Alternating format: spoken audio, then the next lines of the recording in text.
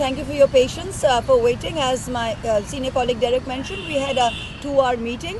But the main point of the meeting, which we started off with giving them a list of the 39 plus 1, 40 people, of which 18 were BLOs whose deaths have been completely directly linked to the SIR process. We were met with complete surprise on the part of the election commissioner, who actually said that these were mere allegations, and it seemed as though the election commission had no idea that these people had died in Bengal, which is to our great surprise that the DO office in West Bengal seems to have no idea, and certainly the CEC claimed to have no idea of these deaths of the BLOs as a result of SIR process in West Bengal.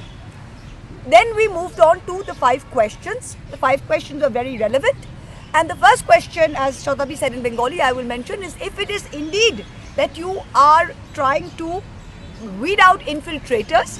You started off Bihar by saying it's to weed out non-citizens.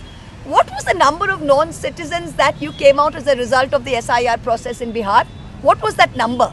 You said it was lakhs and lakhs and lakhs. We do not know of even one non-citizen which was documented in the press media or in online media about non-citizens in the state of Bihar.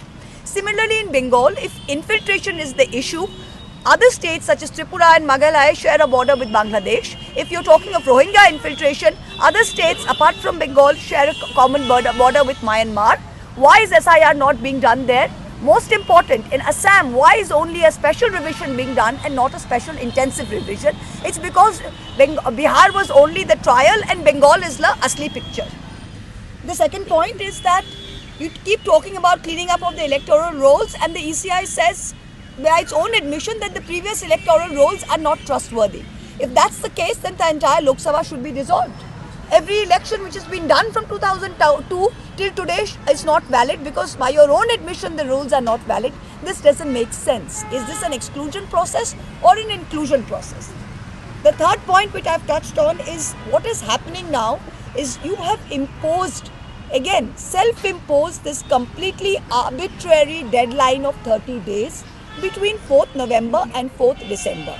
You have picked up teachers, part-time teachers, and enlisted them as BLOs who are under tremendous pressure in rural areas to do enumeration forms. The average number of forms that they have to upload per day in my district, for example, now stands at 125 to 150. In a place where you don't have continuous Wi-Fi network, after finishing a full day's work, if a BLO is supposed to upload 125 forms onto a server which is down for 8 hours, day before yesterday, the server was down from 11 PM till all of yesterday.